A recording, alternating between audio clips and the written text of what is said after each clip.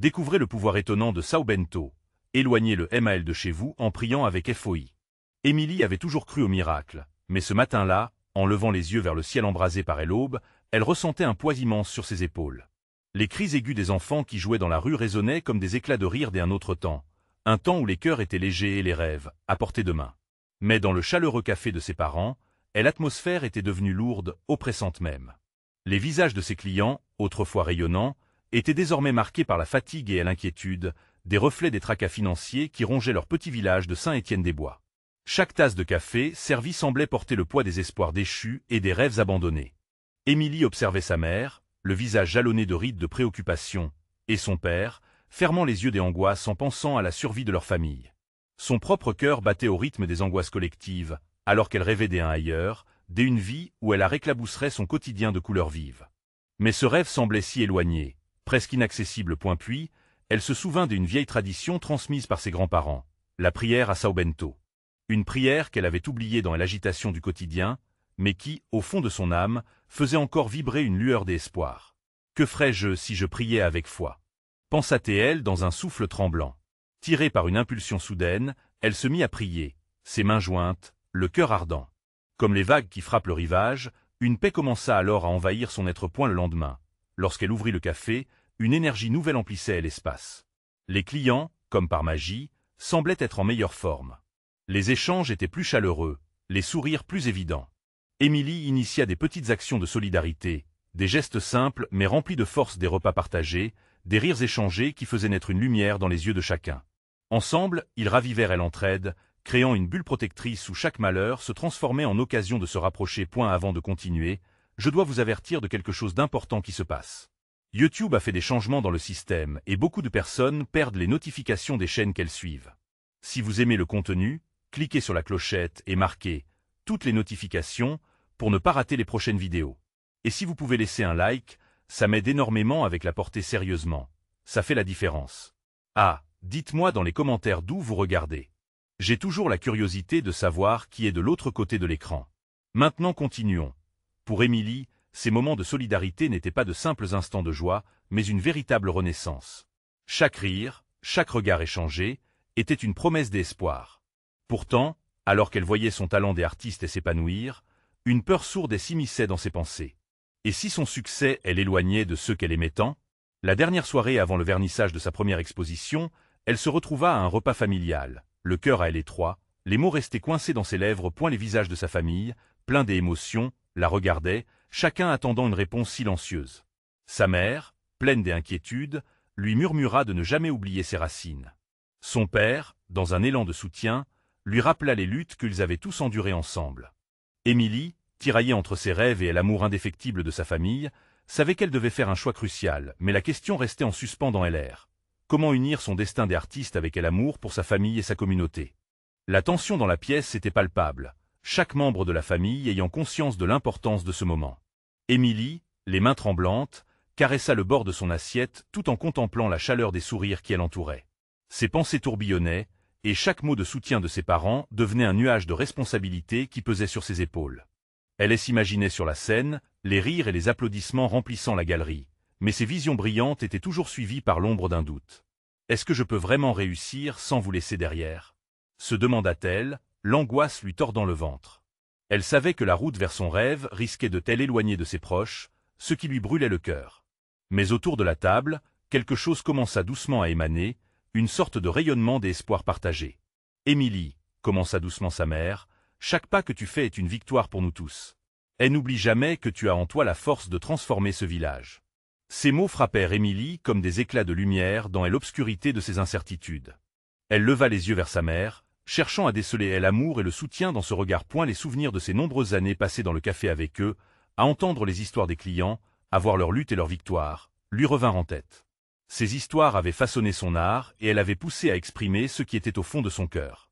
Elle se rendit compte que même si elle poursuivait ses rêves, elle n'était pas seule. Leur lutte collective pouvait devenir le moteur de sa créativité. Elle respira profondément, sentant un frisson d'énergie passer à travers elle. Peut-être que je peux intégrer mon art dans notre histoire, pensa-t-elle tout haut, alors que ses doigts dansaient sur la table, une idée se formant inéluctablement dans son esprit. Son père pencha la tête, elle interrogeant du regard. « Que est-ce que tu veux dire, ma fille ?»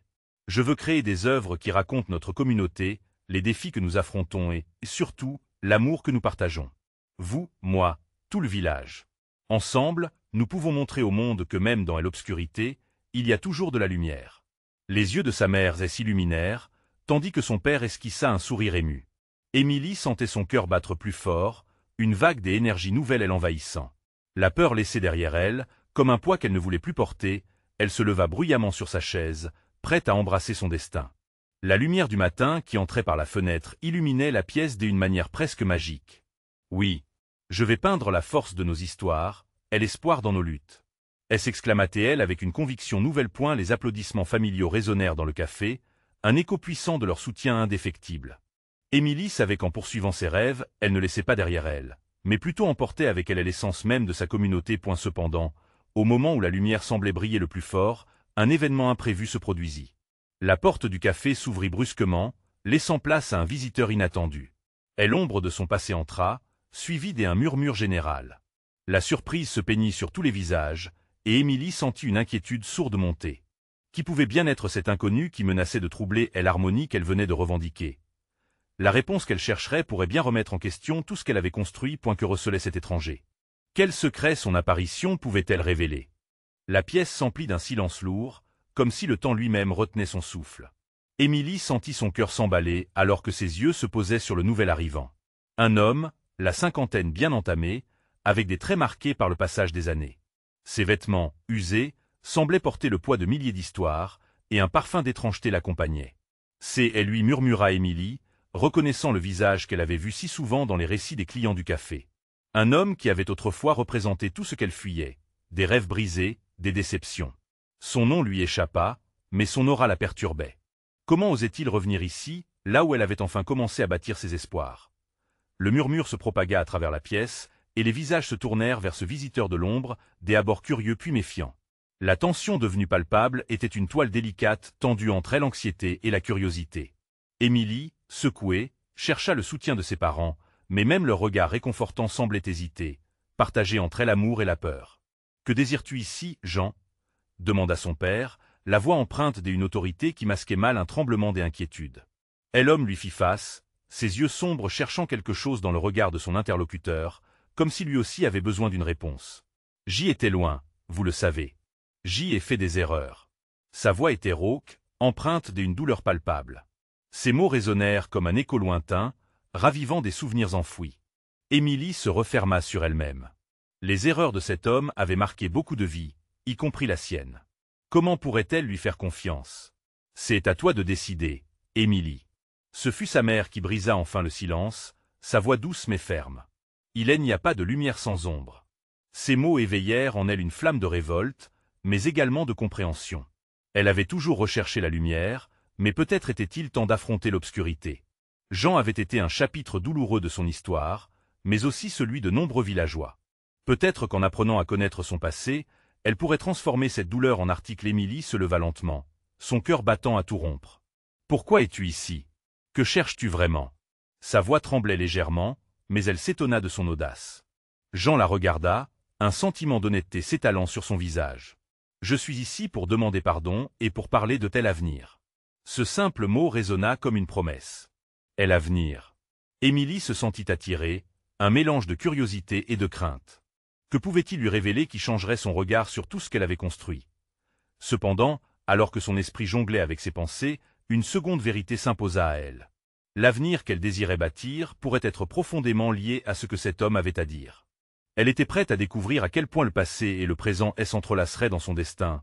Si Jean était la clé pour libérer des histoires longtemps refoulées, les visages autour d'elle, tout comme le sien, attendaient la suite. Que dévoilerait cet homme aux nombreux secrets, et quel fragment des vies des villageois pourrait émerger de l'ombre? Alors que Émilie se préparait à entendre la vérité, un autre secret se cachait peut-être, un secret capable de bouleverser encore plus sa quête artistique.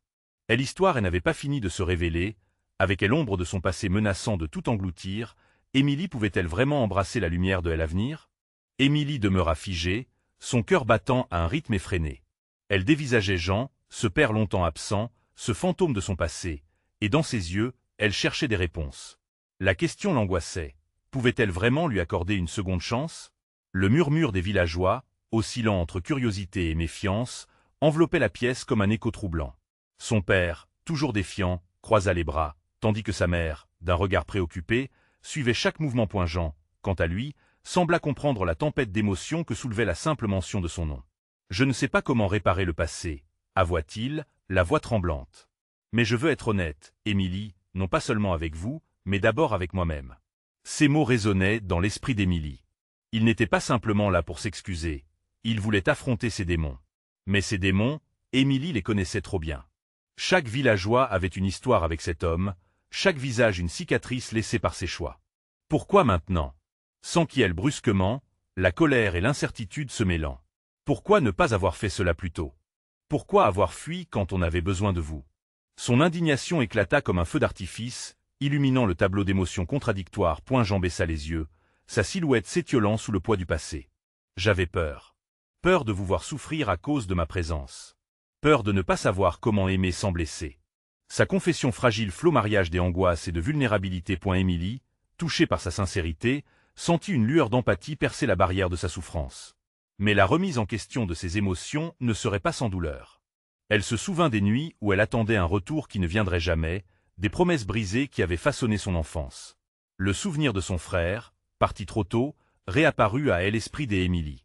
L'absence de Jean avait laissé un vide, un creux incommensurable, mais ce serait peut-être le moment de lui donner la possibilité d'exister à nouveau dans sa vie.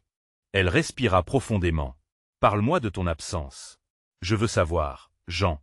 Je veux comprendre. » À ces mots, Jean releva la tête, reconnaissant la profondeur d'une telle sollicitation. « J'ai erré longtemps. Je pensais que fuir m'aiderait à apaiser mes tourments. Mais j'ai réalisé que le vrai courage réside dans la confrontation. » Les visages des villageois se radoucirent lentement. Certains, bien que toujours sceptiques, se laissaient toucher par la fragilité de ce moment. Émilie souhaita que la lumière de cet échange puisse les unir, même un instant, par-delà la souffrance partagée. « Je n'ai rien à perdre, Jean. Si tu cherches réparer, alors parle. Raconte-moi tout. Peut-être que je pourrais transformer ces blessures en quelque chose de beau. » Sa voix trembla, mais elle fit un pas en avant, osant affronter ce qu'elle avait tant redouté. Jean hocha la tête, une lueur d'espoir émergeant sur son visage déchiré par les regrets. « Je suis prêt, Émilie. Nous pouvons peut-être guérir ensemble. » Le café, témoin silencieux de tant de lutte et de douleur, semblait vibrer sous le poids de la promesse fragile. Celui d'un avenir possible encore voilé, mais à portée de main. Alors qu'Émilie s'apprêtait à l'écouter, son cœur était à la fois apaisé et palpitant d'anticipation. Un nouveau chapitre s'ouvrait, mais chaque mot que Jean prononcerait allait les plonger plus profondément dans les méandres de leur passé. Si cet échange pouvait non seulement guérir Émilie et Jean, mais aussi toute la communauté? Les murmures des autres aiguisés par l'intérêt, Émilie se demandait alors, avec une légère anxiété, ce qu'ils découvriraient ensemble dans ce voyage tumultueux à travers leurs souvenirs partagés.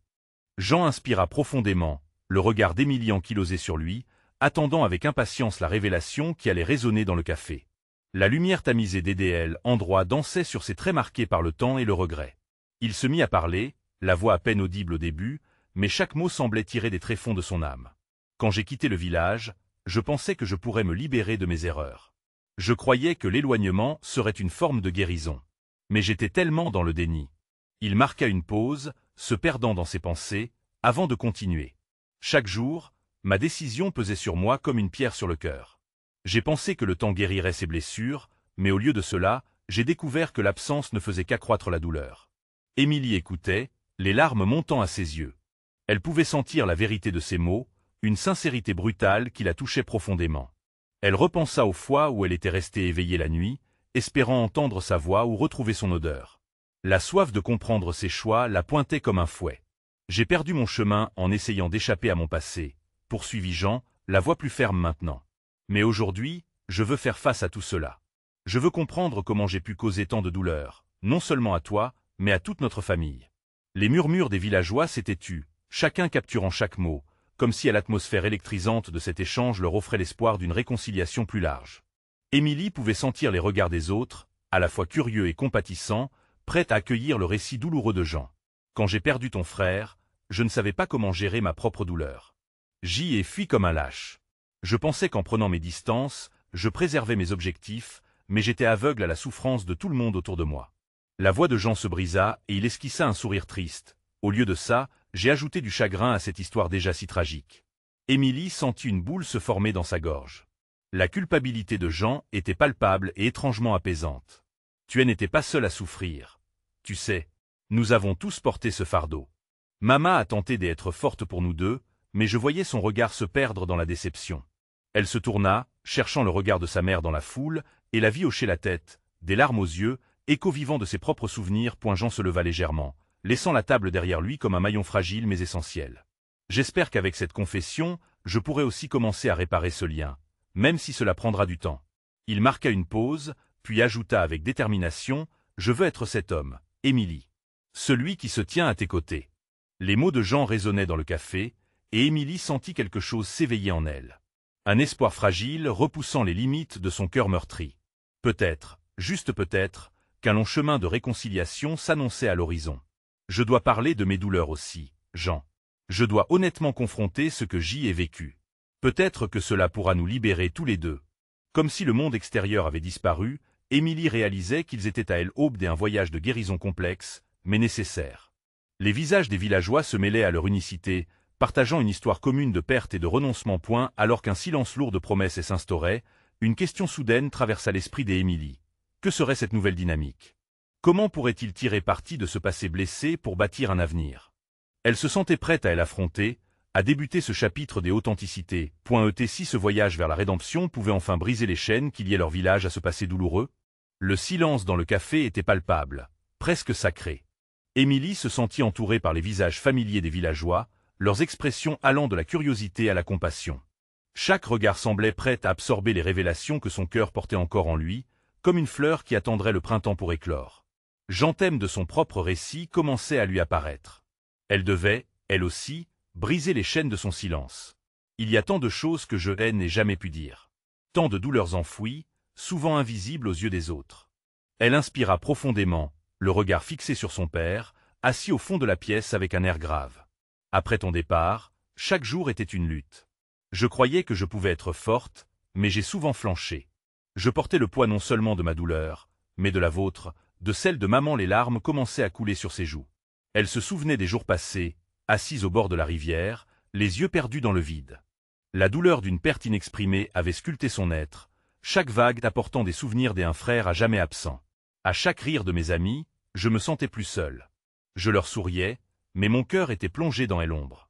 Le murmure des villageois se transforma en un silence réceptif, presque solennel. Émilie pouvait sentir l'empathie tisser dans l'air, chaque regard partagé devenant un baume pour son âme meurtrie. Je dois aussi évoquer les conflits, des choses que nous n'avons jamais pu aborder ensemble, poursuivit-elle, cherchant à établir une connexion plus profonde. La colère que j'ai ressentie, elle m'a parfois consumé. Contre toi, contre le destin. Pourquoi n'as-tu pas été là quand nous avions le plus besoin de toi? Jean baissa le regard, la honte l'envahissant de nouveau, mais il leva finalement la tête, rencontrant les yeux d'Émilie. Ils étaient deux âmes enchevêtrées dans une danse de douleur et de pardon, cherchant à se libérer et à se comprendre. Je n'avais pas d'excuses, admit-il, la voix tremblante de vulnérabilité. Je pensais à moi, à ma douleur, mais j'ai négligé de voir à quel point vous aviez besoin de moi. Le regard d'Émilie s'adoucit face à l'honnêteté de ce constat. Une partie d'elle désirait encore réprimander, mais une autre partie, plus lumineuse, aspirait à la compréhension. Peut-être que ce n'est qu'en confrontant ces vérités, en partageant nos douleurs respectives, que nous pourrons vraiment avancer. Les murmures des villageois reprenaient, leur présence essentielle, une bande de soutien invisible mais palpable. Des visages amis au sein d'un chemin qu'ils allaient tous emprunter ensemble. Émilie réalisa, alors que leur douleur n'était pas un fardeau individuel, mais un lien qui les unissait, une trame de souffrance collective tissée de souvenirs de joie et de tristesse. Une douceur émergea au milieu des larmes, la promesse d'une reconstruction. Je ne te demande pas de tout réparer aujourd'hui, Jean. Juste d'être présent, d'écouter, et ensemble, mêler nos histoires pour forger quelque chose de nouveau. Les paroles d'Émilie résonnèrent encore dans le café, un écho d'espoir et de détermination.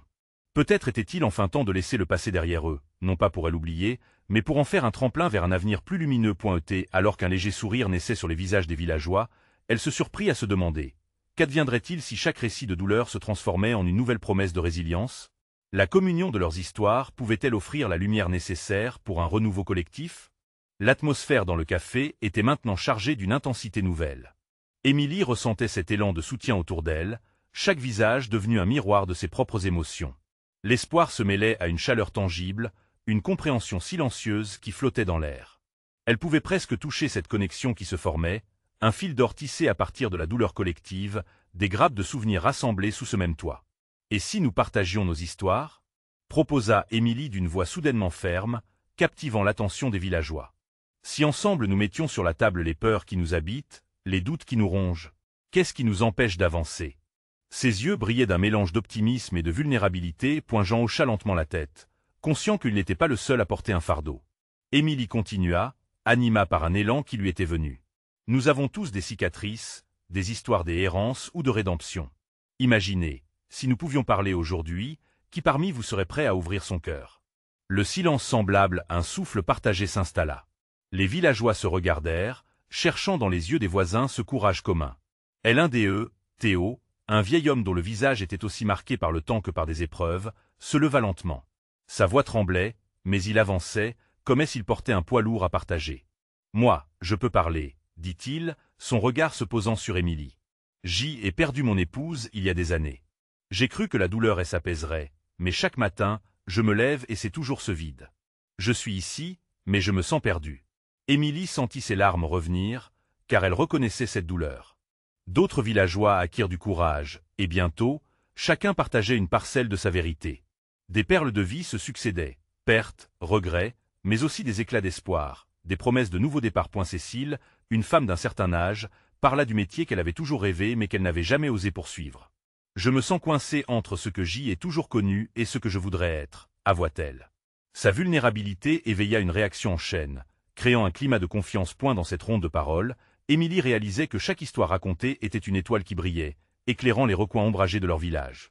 Les douleurs, au lieu de les diviser, les unissaient davantage. « Regardez ce que nous faisons ensemble », observa Émilie, ses mots résonnant comme une douce mélodie. « Nous ne sommes pas seuls. Jeanne avait raison de nous dire que la vulnérabilité est notre force. Peut-être que c'est notre réalité partagée qui nous guérira. » Un soupir collectif traversa la foule. Les âmes dénudées dans ce petit café avaient trouvé une voie pour exprimer leur humanité. Les visages précédemment marqués par la tristesse savaient se tourner vers la lumière. Tandis que la discussion continuait à s'enflammer, Émilie ressentit une paix intérieure s'installer. Elle repensa à sa propre douleur, et à toute la force qu'elle avait trouvée dans cette communion inattendue. La soirée prenait fin et, dans son cœur, elle savait que cela était l'un des premiers pas d'un long chemin vers la guérison, non seulement pour elle, mais pour tout le village. Alors qu'elle regardait ses voisins, une question émergea en elle. Et si chacun de nous devenait l'architecte de sa propre histoire de résilience? Quel pourrait être l'impact de cette transformation collective sur leur communauté? Le café commençait à se vider, mais l'énergie qui avait enveloppé la pièce demeurait palpable. Émilie restait là, son cœur encore enflé des émotions. Les mots échangés résonnaient dans son esprit, chaque confident se révélant un peu plus à chaque confession. Elle savait que ces voix, autrefois contenues, avaient brisé les chaînes de la solitude, invitant des autres âmes à faire de même. Théo, comprenant l'impact de son partage, esquissa un sourire mélancolique alors qu'il s'assoyait à nouveau. L'humble regard des autres villageois, illuminé par l'espoir, était une récompense que n'importe quel mot aurait dû rivaliser. Un murmure de gratitude parcourut la salle. Chacun savait, au fond de lui, que la soirée marquait un tournant. « Et que ferons-nous maintenant » demanda Jean, visiblement ému, mais déterminé à embrasser le chemin qui s'ouvrait devant eux. Émilie apprécia la force de sa voix. C'était le genre de question que l'on se posait après un tremblement de terre émotionnel. Se lever après la chute relevait un autre défi, un défi collectif. « Nous devons continuer à partager, » répondit-elle, ses mots coulant comme une rivière vive. Chaque histoire, chaque émotion que nous révélons nous rapproche un peu plus. Que diriez-vous de continuer ces rencontres? Une fois par semaine, peut-être? Ses yeux cherchaient le regard de chacun, souhaitant capter cette lueur des adhésions. Les gens semblaient reconnaître l'importance du moment. Les hochements de tête autour de la table témoignaient d'une volonté collective d'aller de tel avant.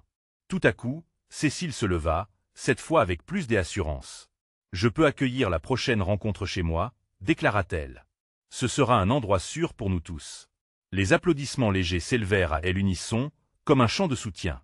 Émilie savait qu'un espace noble et délicat s'était créé. La vulnérabilité qui les avait unis ne se dissipait pas, elle prenait racine.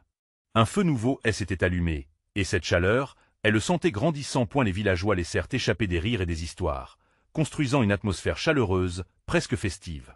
Chaque moment passé ensemble se transformait en une promesse une promesse de rédemption, d'écoute et de respect. La douleur, quand elle était partagée, semblait plus légère, plus manageable. Tout en savourant la communion de ces cœurs réunis, Émilie se mit à réfléchir à sa propre histoire. Frappée par une pensée fulgurante, elle s'exclama. N'oublions pas que nous avons tous des rêves, en plus de nos douleurs. Partageons-les aussi. Que voulez-vous vraiment accomplir? Cette question, simple mais puissante, provoqua une onde d'excitation. Plusieurs rubans de conversation s'entremêlèrent alors, chacun évoquant des désirs. Voyager, apprendre à jouer d'un instrument, se lancer dans l'écriture. Les mots semblaient flotter dans l'air, apportant un vent de possibilités. Émilie avait l'impression que chaque geste, chaque mot, n'était qu'une brique ajoutée au mur de leur renouveau. Les visages, éclairés d'une lueur dorée, commençaient à devenir des rêves vivants qui prenaient forme. Émilie ressentait une vague d'espoir inondant son cœur, une promesse vibrante pour l'avenir. Tandis qu'alarme du dernier train résonnait à l'extérieur, elle comprit que ce soir-là marquait le début d'une belle aventure humaine. Alors qu'elle se dirigeait vers la porte, une dernière pensée traversa son esprit. Que se passerait-il si le courage d'un individu pouvait changer le destin de tout un village? Étaient-ils prêts à se lever et à affronter ensemble leurs plus grands défis? La semaine suivante, une tension palpable flottait dans l'air de telle église du village, où le groupe s'était rassemblé pour célébrer leur première rencontre. Émilie, perchée sur un banc de bois usé, observait les visages réunis autour d'elle.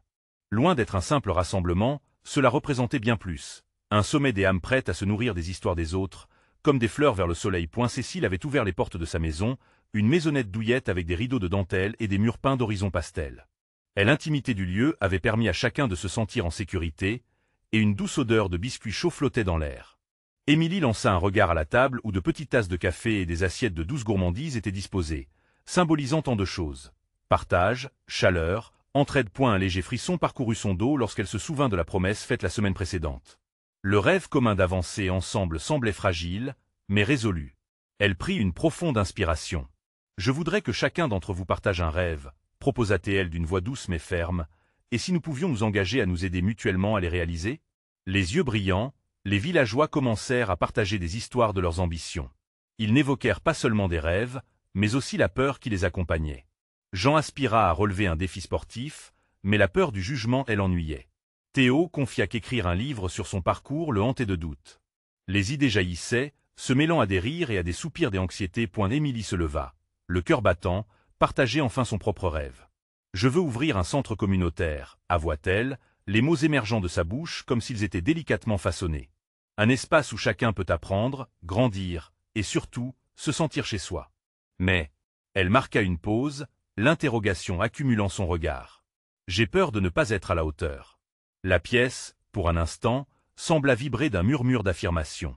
Cécile prit la parole, les mains serrées autour de sa tasse. « Émilie, tu es déjà un pilier pour nous. Si tu as besoin d'aide, je suis là. Nous sommes tous là. » Les hochements de tête s'élevèrent en écho, chaque affirmation enveloppée d'un soutien indéfectible. Les encouragements se mêlèrent dans l'air comme un doux souffle de chaleur. Émilie se sentit flotter parmi les promesses et la communion des âmes. « Vous avez raison, » sourit-elle avec des larmes aux yeux. « Ensemble, nous pouvons tout accomplir. » La soirée se termina dans un éclat de rire partagé et de promesses. Les rêves, autrefois cachés par la peur, émergeaient maintenant comme des étoiles dans la nuit.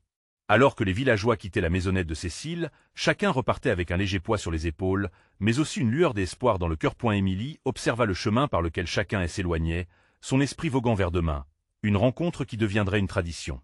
Elle se demanda alors ce qui attendait leur collectif audacieux. Quelles histoires émergeraient des ténèbres de la peur pour se transformer en victoires éclatantes? Étaient-ils vraiment préparés à succomber aux frissons d'un nouveau monde, ou se laisseraient-ils piéger par l'inertie des habitudes?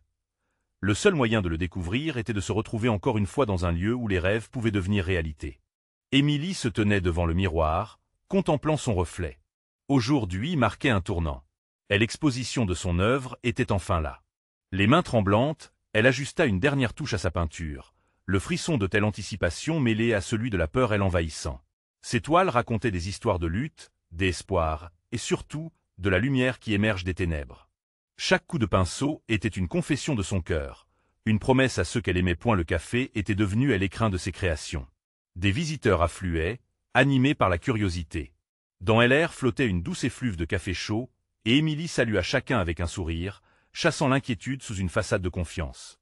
Les murs étaient ornés de peintures vibrantes, chacune capturant l'essence de Saint-Étienne-des-Bois, le village qu'elle chérissait en point ses parents, plus fier que jamais, circulait parmi les invités. Il était difficile de reconnaître la détresse de la petite communauté des autrefois. Grâce à cette exposition, les murmures et les rires s'enchevêtraient, les mots des encouragements se mêlant aux éclats de joie.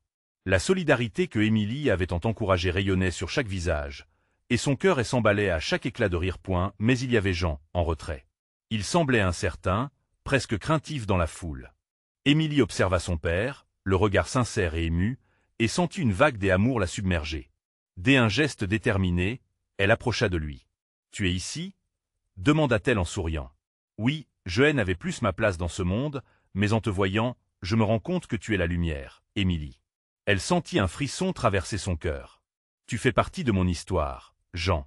Ta présence ici le prouve. » Les visages se tournaient vers eux, attentifs. C'était le moment, celui de la libération tant espérée. Émilie invita Jean à se joindre à elle sur scène. Le murmure parmi la foule se fit silence au fur et à mesure qu'il prenait place.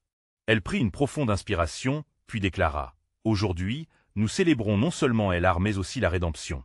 Jean a été un fragment de notre passé, mais ensemble, nous avons choisi d'écrire une nouvelle page. » Les regards de la foule se firent doux, empreints de curiosité et d'ouverture. Jean, visiblement ému, articula « Je ne vous demanderai pas pardon, car je sais qu'il n'y a pas de mots pour effacer ma douleur. Mais je veux sincèrement m'engager à être présent. » Sa voix tremblait, mais portait la conviction d'un homme résili. Les murmures de la foule se transformèrent en échos des acceptations. Émilie remarqua des sourires se dessiner sur plusieurs visages. Il comprenait la force et la fragilité d'une telle annonce. Il savait que, même dans la douleur, il y avait place pour la guérison. À la fin de la soirée, alors que la nuit se plaçait doucement dans le ciel, le café était plongé dans une atmosphère douce et chaleureuse. Émilie, le cœur léger, observait ce qu'elle avait construit. Ce moment n'était pas qu'une simple exposition. C'était une célébration de la vie, un hommage à la résilience collective. Émilie remercia chaque visiteur, chaque ami, chaque membre de la communauté pour leur soutien. Elle avait réussi à tisser un lien fort entre les histoires de chacun, créant ainsi quelque chose d'authentique. Elle réalisa que l'avenir qu'elle avait imaginé pouvait devenir réel. Dans son cœur, elle savait qu'ils étaient prêts. Prêts à affronter les défis, à se soutenir mutuellement, à transformer la douleur en art, et à bâtir des rêves exquis. Elle répondit aux regards complices autour d'elle, et dans le silence qui suivit, une promesse résonna. Ensemble, ils continueraient d'écrire leur histoire. Au moment où Émilie se tenait là, entourée de sa famille et de son village, elle comprenait que les pages étaient encore à écrire. Que la lumière, même la plus infime, pourrait toujours percer les ténèbres. Les jours à venir leur réserveraient des découvertes à peine imaginées, mais une chose était claire, ils n'étaient plus seuls. Dans la chaleur de cette soirée, tous avaient compris une vérité essentielle. Le véritable pouvoir réside dans la solidarité, est l'amour et est l'art qui transforment le cœur. C'était le début d'une nouvelle aventure, une aventure où chaque âme contribuerait à illuminer le chemin. L'exposition d'Émilie n'était que le commencement d'un voyage collectif. Si vous avez aimé cette histoire, vous devez vous abonner maintenant pour ne pas rater les prochaines histoires exclusives. Je vous en prie. Laissez un like maintenant pour nourrir l'algorithme et commentez vos réactions et vos théories sur la fin. N'attendez pas une seconde de plus pour partager cette vidéo avec au moins 5 amis qui ont besoin de voir cette conclusion. C'est le moment de montrer votre soutien à cette communauté.